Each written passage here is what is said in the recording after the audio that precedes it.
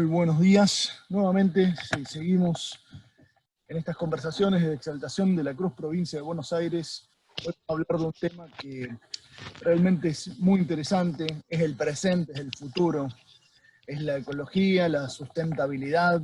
Y para ello estamos con uno de los principales especialistas de la Argentina, investigador, docente. Es un placer poder estar hablando con el arquitecto Carlos Levington. ¿Qué tal, Carlos? Bien, ¿cómo estás, Diego? Bueno, Muy un bien. gusto también para mí acompañarte en esta gesta. Es un placer realmente. En este 2020 yo creo que ha habido un cambio importante en el pensamiento de muchas familias y están observando y poniendo en práctica ese cambio para mejorar su calidad de vida. La sustentabilidad, los hogares donde la naturaleza está presente, sin duda comienzan a ser moneda corriente. ¿Cómo observas estos cambios y qué tan posibles son en forma masiva a mediano y corto plazo? Bueno, en rigor, la pandemia puso en cierto estado límite varios problemas. O sea, los problemas venían sucediendo, pero la pandemia los extremó, o sea, los llevó a un estado límite, con lo cual, por eso se dice, bueno, ¿qué aventura, qué va a pasar ahora con la pospandemia? Si las cosas van a seguir igual, o qué es lo que va a cambiar, o qué es lo que debería cambiar. De modo que esta cuestión gira alrededor de una palabra que es muy comúnmente utilizada, que es la cuestión de hacer todo sustentable, un producto que sea sustentable, que la arquitectura sea sustentable, que el diseño industrial sea sustentable. O sea, todo el mundo habla de que las cosas debieran ser sustentables. No existiría esa preocupación si no fuera que el problema es el inverso, que todo es vulnerable y cada vez es más vulnerable. O sea que se cierne una amenaza sobre el planeta y consecuentemente sobre cada región del planeta, con sus diferencias entre los países emergentes y los países del norte, que siempre la hubo, pero se tensan más esas diferencias. De modo que lo que vemos es que en un mundo que está amenazado por el cambio climático, por el desorden de todo tipo, por el desorden que trae el desarrollo desigual, por el desorden que trae la desigualdad en la distribución de la riqueza. Es otro gran problema, digamos. O sea, lo ven los europeos, lo ven en Estados Unidos, o sea que la mala y el exceso de concentración de la riqueza en 4, 5, 10 millonarios, cuando vemos que 1 o el 2% de la riqueza está concentrada en muy pocas personas, de un enorme poder, eso es lo que genera ese sistema socioeconómico, en el fondo, es lo que genera todo el problema. O sea, el problema está en el modo del desarrollo que tiene la economía y que fue pasando históricamente desde la etapa mercantil al capitalismo industrial, el capitalismo financiero y el capitalismo inteligente, que sería el poder que tiene hoy la informática, el Silicon Valley, etcétera. O sea, el dominio que se ejerce sobre el mundo a través de los medios de comunicación, el poder que eso confiere, ¿no? O sea, hoy en día las mayores riquezas no están en manos del capital industrial, sino en manos del el capital vinculado con la producción de la información. Como que Totalmente. toda Son esta, ciberestados, prácticamente. Son estados tecnológicos adentro de otro estado. Y así es, es una pero cosa el terrible. tema es que, como dicen muchos autores actualmente, estos mismos sistemas de poder de la información crean una nueva verdad, que es la verdad de los algoritmos. Es un tema que se puede leer en un francés que se llama Eric Sadin, muy interesante el análisis. No es el único, hay montones de tipos que hoy ya trabajan sobre esas temáticas. Pero el tema es que el futuro es la distribución, es la redistribución. O sea, el futuro, desde el punto de vista hacia un modelo de desarrollo distinto, que no sea el de la concentración, tiende a ser un modelo de distribución, tanto en el territorio, y no hablamos solamente de la riqueza, es una distribución que tiene que ver con equipar a la población y sobre todo con el avance de la medicina.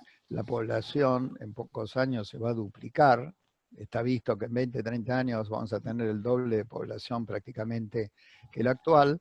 Esa población va a ser en su casi 80-90% urbana, o sea que va a quedar muy poca gente viviendo en los campos y toda la gente va a estar viviendo en ciudades y en especial alrededor de las ciudades, lo que se llaman periferias o conurbanos de ciudades. De modo que cuando uno dice, bueno, ¿y dónde está el problema? El problema que se avecina está en los conurbanos y periferias de las ciudades.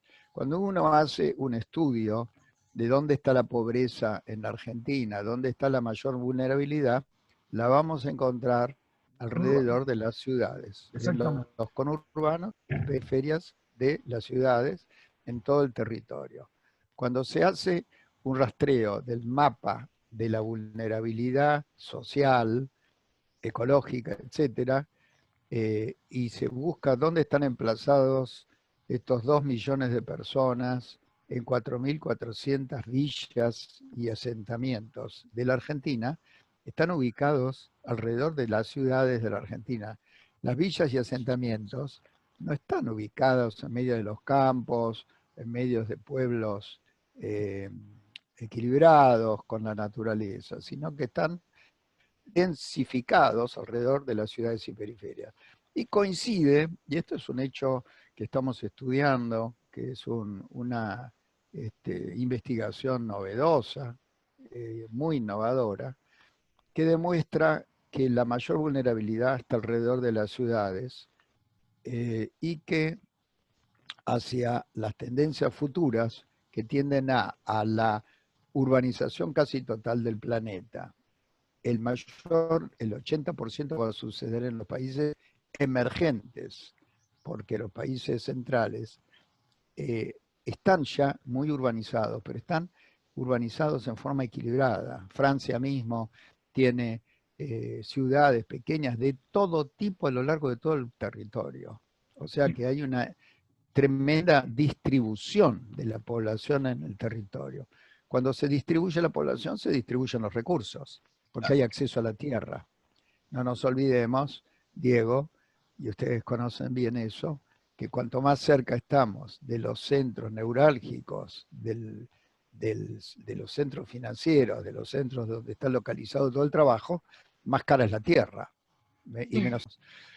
Hay una tendencia siempre hacia la centralización. Pero el tema acá, la combinación, digamos, compleja, difícil, es que, y se puso de manifiesto con la pandemia, es que donde más se sufrió la pandemia fue en el conurbano y la periferia de Buenos Aires y de las ciudades grandes, Rosario, Santa Fe, etcétera. O sea, se pega mucho la inseguridad también, que es otro de los factores. Exactamente. ¿Dónde está la droga? Está en los barrios pobres, vinculadas con las áreas degradadas. ¿Y dónde están los grandes problemas? ¿Dónde están las inundaciones? ¿Dónde está la carencia de la dificultad de acceso a la tierra? Bueno, está en la periferia y en los conurbanos de las ciudades. Y coincide que esos conurbanos y esas periferias están contaminadas.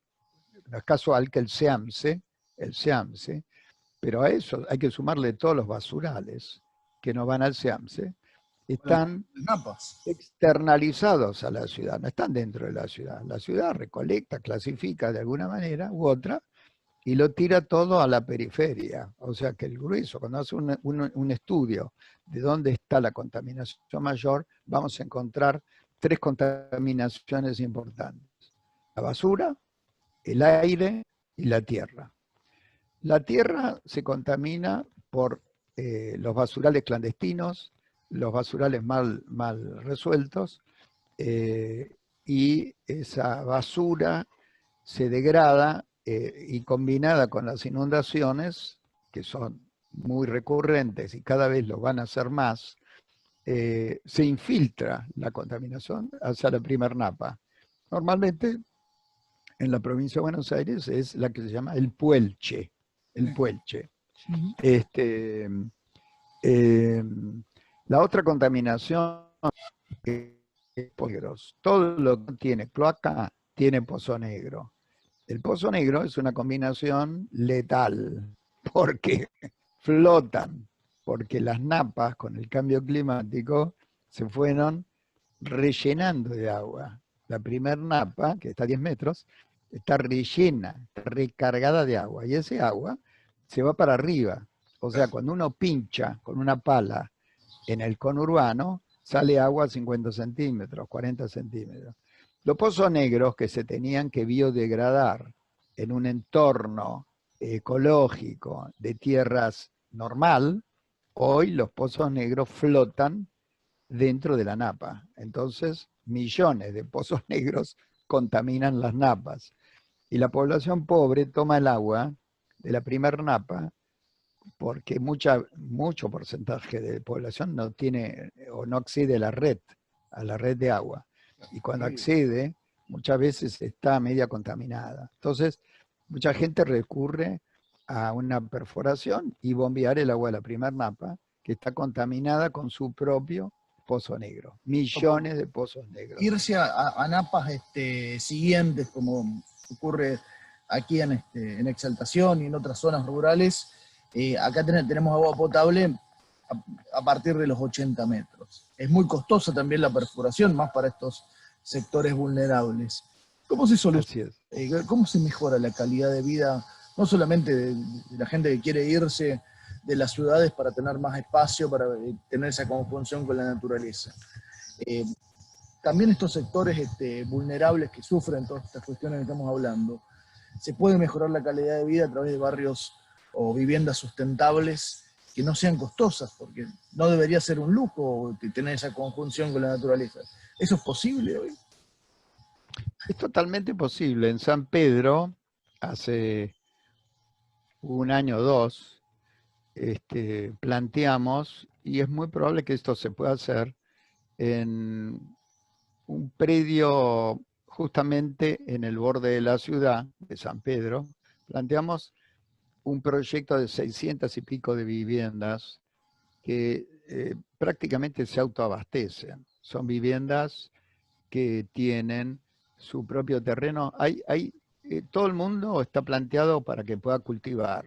Hay distintos tipos de cultivos. Hay cultivo familiar para cada casa. Hay un cultivo de manzana para el grupo de manzana, y en donde los chicos y las madres puedan cultivar juntos, en el centro de la manzana.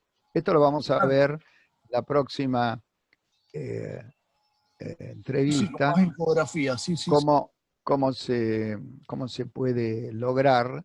Y después hay una tercera dimensión de cultivo que está a través de que las calles, en vez de estar en las dos direcciones para tránsito de auto, están en una sola dirección. Entonces, las calles sirven para cultivar. En el otro sentido, sirven para circular. Entonces, las calles que sirven para cultivar son básicamente para árboles frutales. Ajá. Los centros de manzanas sirven para cierto tipo de cultivos que son más vinculados con las cooperativas que cultivan. Y las huertas individuales sirven para otro tipo de variedades de cultivos que son para la ingesta diaria. Nosotros en el año 1998, con un premio que nos dio el Fondo para las Américas de Estados Unidos, hicimos la primer ecocasa en Guernica. Esa casa demostró que uno puede producir arriba del techo de la casa y una biotorre que está de costado, que es esto que se ve acá. Esa es acá, digamos, Ajá. esto que se ve acá, esa es la Sí, sí, biotorre, sí. 12 metros de altura, la casa está acá, y es un circuito completo de la naturaleza donde todos los residuos orgánicos de la casa van a un biodigestor que está enterrado. El biodigestor produce biogás, barros y fertilizantes líquidos. Los fertilizantes líquidos suben a la biotorre. En la biotorre hay 3 tipos de cultivos. Arriba de todo están los que, digamos, no son comestibles, son flores y otras variedades. Le siguen semicomestibles y terminan en comestibles más abajo. Esta gradiente está en función del filtrado que van haciendo estos sistemas de cultivos, siguiendo la inspiración de las terrazas incaicas. O sea, esto es Claro. como una Sí, sí, pirámide sí, sí. pequeña, y los sobrantes de los líquidos terminan en un pequeño estanque que está abajo, donde esos sobrantes son alimento de los peces, de modo que prácticamente no queda nada. Y del biodigestor que está acá abajo, se sacan los barros, que reemplaza al pozo negro y todo el elemento contaminante. Esos barros van a la lombriz californiana.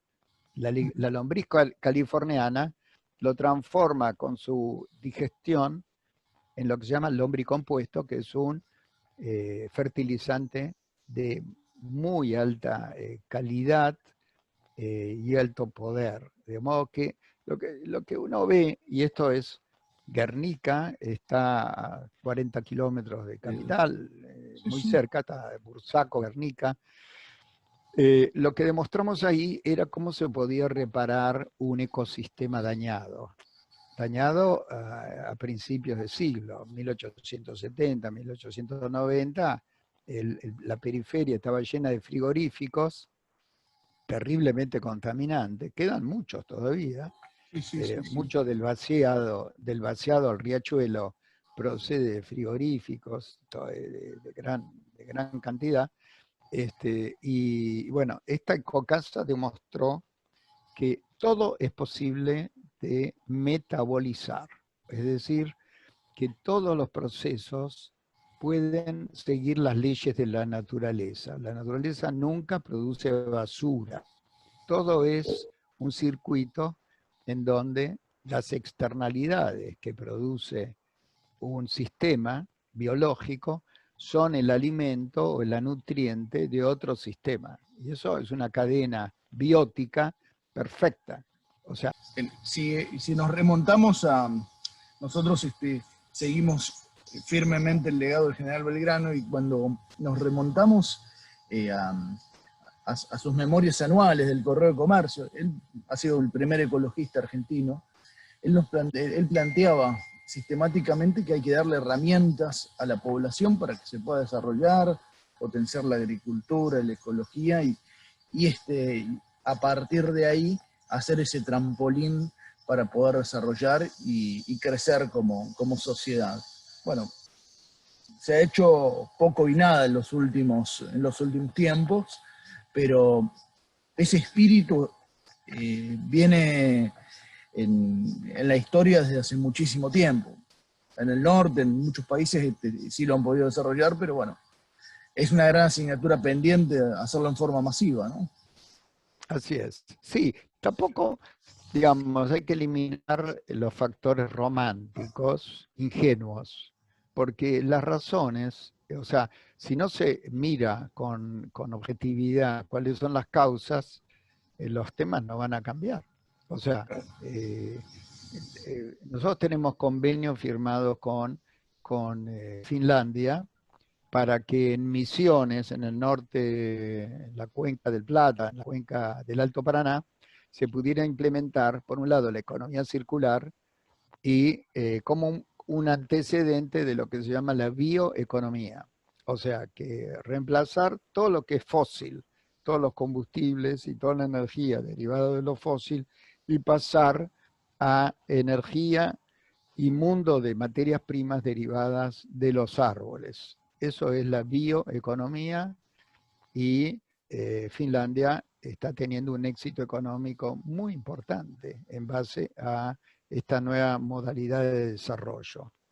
La bioeconomía es totalmente posible de desarrollar en un país como la Argentina, que tiene tanto territorio, pero tanto desequilibrio en su desarrollo. O sea, la verdad es que los factores son tan limitados los que desarrollan la Argentina, porque basado en hidrocarburos, vaca muerta, los recursos mineros, el cianuro que traen, bueno, si hacemos un combo con todo un modelo de desarrollo basado en fósil y minería, más le sumamos los glifosatos y agroquímicos de los grandes cultivos, del trigo, el fardo, la soja, etcétera, si le sumamos, vamos a ver que la contaminación de la que hablábamos antes no está originada solamente por factores de uso urbano o humano, sino que estas extensiones enormes de grandes porciones de tierra, latifundios, cultivados a base de glifos y de agroquímicos, muchos de los cuales estas explotaciones de la tierra están alrededor de las ciudades, están en la periferia de las ciudades. Por eso hay tantos reclamos de las personas, de las comunidades, que nacen con malformaciones, los chicos, malformaciones de animales, los bagres que la gente pesca tienen los labios deformados, o sea, son innumerables las patologías que se generan a partir de los agroquímicos. De modo que estas periferias y conurbanos que hablamos están doblemente amenazados.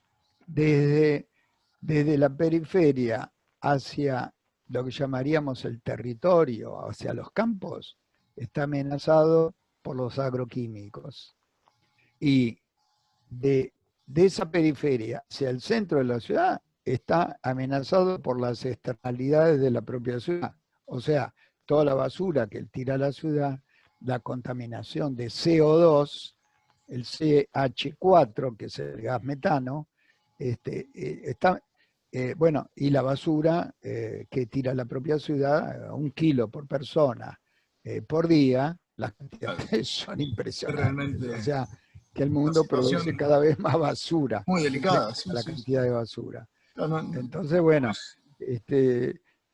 es en este entorno, en este diagnóstico de nosotros apoyamos por donde hay que innovar. O sea, y la innovación no son solamente pensar que, bueno, ahora soy sustentable porque le puse unos paneles fotovoltaicos a la casa, o que hice un muro verde, o que recolecto el agua de la lluvia.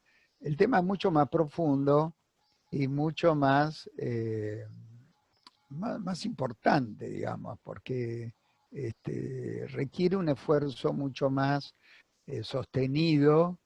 Y bueno, el gobierno está haciendo cierto esfuerzo para ir abordando, pero continuamos igual entre las mineras, el poder de los agroquímicos, que son todos extranjeros, y los cultivos que son contaminantes. Bueno, estamos con un problema, y ese problema en la crisis es difícil de resolverlo, porque digamos, en la crisis, ¿qué es lo que se vio en la crisis de la pandemia? Se vio primero que el 40% de la población tenía que ser alimentada. Es una paradoja. Hubo que darle de comer a millones de personas, cuando nuestro país tiene tierra a patadas. Entonces, y el gobierno, no acá, en montones de lados, tuvo que repartir dinero y repartir alimentos, fundamentalmente alimentos. Entonces, la pandemia también demostró dos cosas más. Una, que hay que lavarse las manos. Y la segunda cuestión es que hay que eliminar los estados de vulnerabilidad previos. Cuanto más vulnerable la persona, porque sufre del hígado, porque sufre una cardiopatía, etcétera, o porque está contaminado de antes y tiene diarreas o botadas por el Escherichia coli, cuanto más vulnerable está la persona, tanto más expuesta está a contagiarse, tanto más. Entonces, ¿qué es lo que demostró la pandemia? Dos cosas. Que las causas donde más afecta son el hacinamiento. Cuando en poco espacio en una vivienda viven los abuelos junto con los nenes, o los chiquitos, o los pibes jóvenes que salen a trabajar. En Buenos Digamos, Aires son ese 60 metros cuadrados por familia prácticamente. Hay un nivel de hacinamiento muy grande. enorme. Sí. Así es enorme. Pero, digamos, lo que es importante es que las soluciones básicas son el distanciamiento social, 2 a 3 metros de distancia, junto con barbijo. La otra cuestión es evitar la contaminación de todo tipo, lavarse las manos. Ahora, ¿cómo se va a lavar las manos gente que no tiene agua o no tiene el agua adecuada? Hay un porcentaje altísimo de población en estas 4.400 villas, que son 2.000 millones de personas, que no acceden al agua y que están hacinadas y que son Es un gran terrible porque es problema. un derecho humano el acceso al agua. Sí, Derecho humano no debería postergarse y debería resolverse inmediatamente. y el otro factor de aprendizaje de la crisis del 2001 fue la red global del trueque. Harta la gente De las de la cuestión cuasimonedas. de los bancos y la inflación. ¿Qué hizo la gente? Armó la red global del trueque. En la Argentina había 5 o 6 millones de personas que no tenían trabajo, que recuperaban cada uno, arreglaba el zapato, el otro sabía plantar tomates, el otro hacía empanadas, y se juntaban en lo que eran los centros de trueque para intercambiar los productos. Una economía de intercambio. No había dinero, había un bono que era un papel que servía para poder establecer las diferencias de valor, porque pues, no estaban equiparados. Yo no voy a decir, te doy 1 kilo de tomate y vos dame 2 zapatos reparados, sino que las diferencias se resolvían con el bono. 5 millones de personas. En la crisis de 2001 venían de Europa a estudiar el fenómeno global de trueque que hubo en la Argentina. Pero todas estas innovaciones que la Argentina es capaz de hacer, porque es un pueblo inteligente el nuestro. Sumamente, y acostumbrado a las crisis. Cada sí, crisis nos enseña algo, ¿no? Exactamente, pero las crisis, y ahora tenemos porque ahora tenemos una crisis neoliberal en el mundo, así como el 2008 marcó un hito con la quiebra de las hipotecas en Estados Unidos, que trasladó un fenómeno crítico a todo el mundo, que todavía estamos pagando parte de la crisis del 2008 de unos bandidos que manejaban las hipotecas en 2 o 3 grandes fuentes de poder económico, ¿no? Pero lo que muestra que el mundo interconectado puede ser para bien y para mal. O sea, la interconexión sin duda. Puede generar situaciones catastróficas. Entonces, el tema también es concebir estrategias, yo las llamo de clusters, en épocas donde los problemas que se expanden y contaminan todo, la única manera de salvar las comunidades de distintas clases sociales, ricas, medianos y pobres, son estos clústeres de conocimiento. O sea, tratar de desagregarse de los fenómenos. Fijemos, si uno aprende de las pandemias, podría aprender para la pospandemia o lo que se llama el día después, se podría aprender un montón. O sea, ¿qué es lo que pasó? El movimiento de aviones del planeta es tan increíblemente intenso que cuando empezó a distribuirse en 24 horas se esparció el virus por todo el globo terráqueo. 24 horas, 48 horas ya estaba en todos lados. Por los aviones, por los aviones. Sí. O sea, por el movimiento de todos lados. ¿Qué hizo el hombre, los hombres? Lo que hizo es paró los aviones. Cuando paró los aviones, pararon los autos, pararon los trenes, porque no se podía viajar en los trenes por el tema del distanciamiento social, pararon los barcos y paró todo. O sea, ¿qué hizo el planeta? Paró el planeta. O sea, Prácticamente, sí, prácticamente. se detuvo lo que se llama la circulación. Entonces, el contagio solamente puede operar si hay circulación. Si uno está aislado, no hay contagio. Exacto. Entonces, esto que es una paradoja, porque uno puede decir, bueno, pero eso está en un orden, se traslada a los otros órdenes, pero en cierto nivel la globalización de los movimientos de las personas, los capitales, los bienes, etcétera, lo que ha hecho es crear un sistema terriblemente vulnerable. Entonces, el Silicon Valley lo que mostró es que cuando uno quiere producir innovación, tenés que, de acuerdo a la ciencia de la complejidad, tenés que formar un clúster, tenés que encerrar. Y el Silicon Valley es un valle y donde encerraron la posibilidad de incubar un nuevo campo de la ciencia. No lo podrían hacer si no hubiera estado la Universidad de Stanford.